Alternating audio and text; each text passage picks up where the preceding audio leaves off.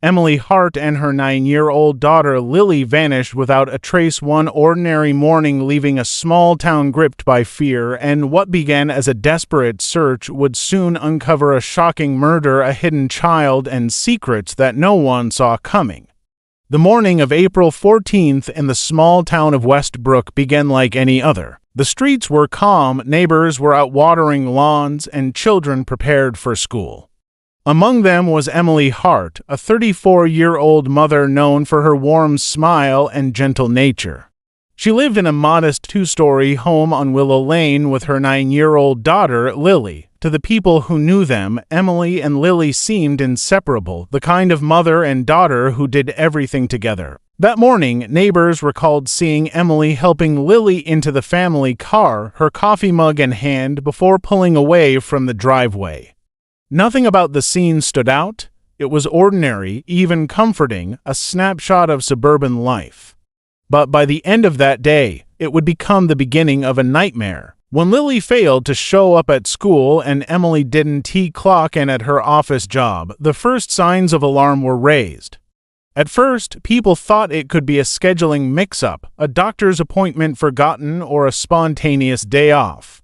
Friends tried calling Emily's phone, but each attempt went straight to voicemail. That evening, her sister, Claire, stopped by the house. She found the front door locked and the curtains drawn. When no one answered her knocks, she let herself in with a spare key. Inside, everything looked normal, almost too normal.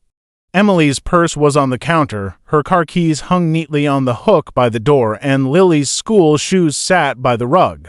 Dinner ingredients were still laid out in the kitchen, waiting to be cooked. It was as if they had stepped out for a quick errand and never returned. Panic spread quickly through the family and then the community. Calls were made to friends, neighbors, and co-workers, all of whom confirmed they hadn't seen or heard from Emily or Lily since that morning. By midnight, Claire contacted the police. Officers conducted a welfare check, but like Claire, they found no signs of forced entry, no struggle, no obvious clues to explain where the mother and daughter had gone. The case was classified as a missing persons investigation. Flyers with their pictures soon covered telephone poles, grocery store windows, and community boards. Search parties formed almost immediately, combing through wooded areas, parks, and back roads. Dozens of volunteers joined in, calling out their names, hoping for any response. For the first week, rumors spread like wildfire. Some believed Emily might have left town voluntarily, perhaps running away from personal problems no one knew about. Others feared a darker possibility that they had been abducted. Detectives looked into Emily's recent life for answers. They questioned her colleagues, checked her financial records, and interviewed neighbors. What they found was a portrait of a responsible woman with no known enemies and no hint that she was planning to leave her life behind. Even stranger, her car had been discovered parked in a lot near the local library, unlocked and empty. The discovery raised more questions than answers. As days passed without any breakthrough, tension in Westbrook grew heavy. The absence of Emily and Lily hung over the town like a shadow, unsettling everyone who once felt safe in their quiet neighborhood. What made the situation chilling wasn't just the fact that they were missing, it was how quickly and silently they had vanished. There were no screams heard, no witnesses to an abduction, no security footage capturing their movements after that morning drive. They had simply disappeared, leaving only silence behind. 2 weeks after Emily and Lily vanished, the town of Westbrook was still gripped by fear and uncertainty. Search efforts continued tirelessly, with volunteers walking through dense forests, abandoned buildings, and along the riverbanks, calling their names and leaving notes in hopes of finding a trace. Families in the community kept a careful eye on their children, and a tense atmosphere settled over the town, as if everyone was waiting for a storm that refused to arrive. Then, a discovery shattered whatever fragile sense of hope remained. Hikers exploring a remote area of the county forest stumbled upon a shallow grave, partially concealed beneath layers of fallen leaves and debris. At first, they assumed it was an animal burial or remnants of an old campsite, but as they cleared the area, they realized the grim truth: there were human remains buried there. Forensic teams were called in immediately. The remains were badly decomposed, making identification challenging. Specialists carefully examined bone structure, clothing fragments, and dental records, eventually confirming what the town dreaded: the body belonged to Emily Hart. Her death transformed the case from a mysterious disappearance to a murder investigation. Shockwaves rippled through Westbrook. Friends and neighbors could barely reconcile the gentle, caring mother they knew with the cruel reality of her death. Police emphasized that the investigation was still in its early stages, but the fear that someone within the community could commit such an act left many residents on edge. With Emily confirmed dead, attention turned to her daughter. Lily's absence became even more disturbing, and detectives worked tirelessly to piece together the last moments before the disappearance. Investigators retraced Emily's known movements, speaking with neighbors, colleagues, and anyone who might have had contact with her in the weeks leading up to her disappearance. It became clear that Emily had been careful in her routines, seemingly cautious and private. Despite this, small cracks in her seemingly ordinary life began to emerge. Police discovered she had been involved in a legal dispute with her estranged brother, Daniel, over a portion of family land that had long been in contention. While Emily had never mentioned the tension to friends, records revealed she had filed paperwork in recent months to assert her claim. Daniel quickly became a person of interest, though investigators found no direct evidence linking him to Emily's death. His alibi was inconsistent, but nothing definitively tied him to the crime scene. Still, detectives knew family disputes often carried hidden dangers, and they pursued every lead. Friends and neighbors who knew Daniel described him as quiet but intense, someone who could be deeply resentful when he felt wronged. The suspicion surrounding him added another layer of unease to the case. As investigators followed these threads, they began to realize that Emily's disappearance might not have been random. Someone had planned it carefully, someone who knew her schedule and her routines. The discovery of her body raised more questions than it answered. How had she been lured to the forest? Who could have carried out such a crime in a town where everyone knew each other, and most importantly, where was Lily? Each unanswered question weighed heavily on the police and the community alike. The sense of urgency grew, and the investigation became a race against time to find the little girl before it was too late. Just as the investigation into Emily Hart's death seemed to reach a dead end, an unexpected tip reignited hope and fear. A local contractor known for working on older homes in the area came forward with information that initially seemed unrelated. He recalled being hired by Daniel Hart months earlier to reinforce a small storm shelter beneath his property. At the time, it had seemed like an ordinary home improvement request, the kind of precautionary work homeowners often did to prepare for severe weather.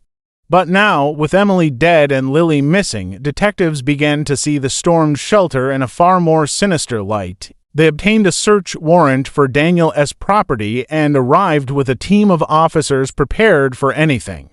The basement they uncovered was unlike anything they expected. Behind a concealed panel in the floor, there was a narrow staircase leading down into a dimly lit room that smelled faintly of damp earth and cleaning chemicals. The walls were lined with shelves stacked neatly with food supplies, clothing, and even toys. It was clear someone had been living there for some time, or at least using it to store essentials for extended periods. The presence of toys suggested a child, raising the possibility that Lily might have been hidden here. Officers carefully examined the space, noting that it was constructed in a way that could easily go unnoticed by anyone who didn't know it existed. There were no personal items identifying who had used it recently, and no evidence of Lily herself. The discovery shocked the investigators. For weeks, they had feared the worst for the child, but the hidden basement suggested she could still be alive. The meticulous organization of the space hinted at a careful plan, one that might have been executed with precision to avoid detection. The officers questioned Daniel extensively about the basement. He claimed ignorance, insisting he had no idea how it was used or who had been inside. His statements were calm but unconvincing to the detectives, especially considering the timing of the discovery and the fact that he had sole control over the property. Despite the unease, the basement revealed no immediate clues as to Lily's whereabouts. Investigators began to expand their search beyond the property, following small leads and piecing together the few threads of evidence available. They interviewed friends, neighbors, and anyone who might have seen unusual activity near the house. The discovery also forced them to reconsider previous assumptions. If Lily had been hidden there, someone else must have had access and moved her elsewhere. But who could that person be, and why? The questions only deepened the mystery. The hidden basement also altered the tone of the case in Westbrook. The town that had once viewed Daniel as just a reclusive and perhaps difficult family member now looked at him with suspicion and fear. Rumors spread quickly. Had he been involved in the disappearance of Emily and Lily all along, or had someone else used his property without his knowledge? Residents became more cautious, locking doors and keeping watch over their homes and children. The sense of safety that had existed before the tragedy was gone, replaced by the chilling realization that secrets could be hidden beneath familiar surfaces. As detectives continued their painstaking search for answers, it became clear that the case was far more complicated than they had imagined, and that the truth might be buried even deeper than the basement itself. As the investigation into Emily Hart's death and Lily's disappearance continued, an unexpected figure emerged at the center of the case. Attention shifted from family disputes to someone who had been close to Emily for years, her longtime friend, Rachel. At first, she appeared to be a supportive presence, concerned and cooperative with the police. Yet, as investigators examined phone records and social media activity, they noticed something unusual. Rachel had called Emily repeatedly in the days leading up to the disappearance, far more than a normal friend would. The calls themselves were not incriminating, but when combined with other details, they raised questions. Surveillance footage from local stores and streets showed Rachel's car near the county forest on the night Emily vanished, a location that had already become infamous as the scene of the shallow grave. Detectives began to scrutinize Rachel's movements more closely. They discovered she had rented a cabin several miles outside town under a false name, and it was sparsely furnished but equipped with basic supplies. In the context of Emily's disappearance, the cabin became a location of interest. Officers searched the property and found evidence that someone had stayed there recently, including clothing that could have belonged to a child and items similar to those found in the hidden basement under Daniel's property. Rachel had never been publicly linked to any suspicious activity before, which made the revelation even more unsettling. Her seemingly ordinary life had masked an increasingly complex involvement in events that had terrified the town. As detectives delved deeper, they uncovered a startling truth. Rachel had been helping Emily hide Lily. The motive was initially unclear, but interviews with people close to Rachel revealed that she feared Daniel might gain custody of Lily in the wake of the family dispute. Rachel, who had grown close to both Emily and Lily over the years, believed she was protecting the child from what she perceived as danger. She admitted to moving Lily to the remote cabin, explaining that she had acted without fully considering the consequences. The revelation was shocking, not only because it meant Lily had been alive all along, but because it reframed the investigation. What had been assumed to be an abduction by a stranger or a hostile family member was actually a carefully orchestrated attempt by someone Emily trusted. While Rachel's confession answered some questions, it raised even more. How could someone who claimed to act in the child's best interest be connected to the death of Emily Hart? Why had she allowed the situation to escalate to such a tragic point? Investigators began to re-examine her involvement in the murder, seeking any link between Rachel's actions and the events that had led to Emily being killed. They analyzed timelines, movements, and interactions, trying to separate what was protective behavior from what might have been reckless or criminal. Rachel's involvement created a complicated picture of loyalty, fear, and obsession, blurring the lines between friend and perpetrator. The discovery that Lily had been alive transformed the investigation and the town's understanding of the case.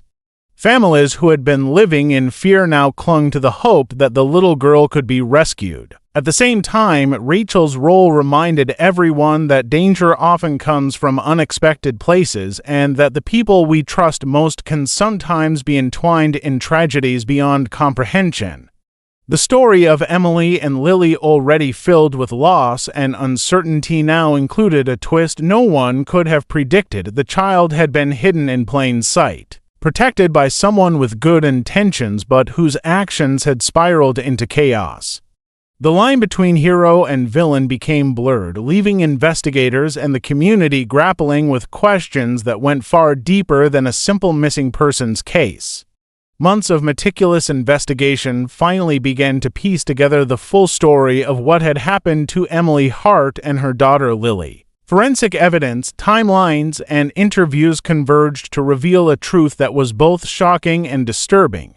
While Rachel had initially portrayed herself as a protector, it became clear that her role in Emily's death was far more sinister than anyone had imagined. Investigators discovered that Rachel had lured Emily to the forest under the pretense of helping her resolve her family issues, but the encounter ended in tragedy.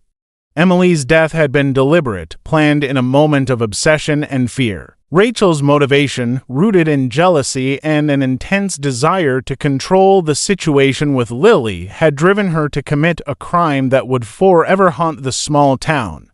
The forensic team examined the shallow grave once more, confirming that the manner of death was consistent with a calculated attack. Evidence at the site included traces of Rachel's DNA linking her directly to the scene. Items belonging to Emily found near the grave matched belongings reported missing from her home. With this evidence, law enforcement concluded that Rachel had acted alone in taking Emily's life, though the planning and secrecy suggested a chilling level of premeditation. The case that had begun with questions and speculation finally reached clarity. Emily's death was no accident, and the person responsible had been much closer than anyone had anticipated. Attention quickly turned to Lily, who had been living hidden in the remote cabin Rachel had rented. The little girl was found frightened and confused but unharmed, a testament to Rachel's twisted sense of protection. Authorities explained to her that she was safe, and she was eventually reunited with her surviving family members. While the rescue brought relief, it also underscored the tragic complexity of the case. The child had endured weeks of isolation, shielded from harm yet unable to comprehend the full danger that had surrounded her. Her recovery became a focal point for the community, a small measure of hope in a story marked by violence and betrayal. The legal proceedings that followed revealed even more about Rachel's mindset. Investigators and psychologists described her actions as a combination of obsession, fear, and distorted loyalty. Her desire to control the situation with Lily had escalated into murder, demonstrating how unchecked emotions and misguided intentions could lead to catastrophic consequences. During the trial, prosecutors detailed the sequence of events, the planning, and the evidence connecting Rachel to the crime.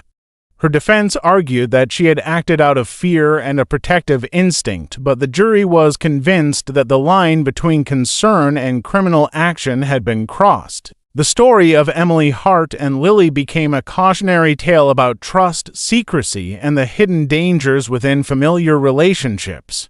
The community struggled to come to terms with the fact that someone so close to the family could be responsible for such a violent act. Emily's life had been cut short, but the discovery of Lily alive offered a glimmer of solace. Yet the case left an enduring mark on Westbrook, a reminder that appearances can be deceiving and that even ordinary, everyday relationships can harbor dark secrets. The investigation, rescue, and trial revealed not just the facts of a crime, but the unsettling reality that danger often comes from those we think we know best, leaving lasting lessons for the town and all who followed the story.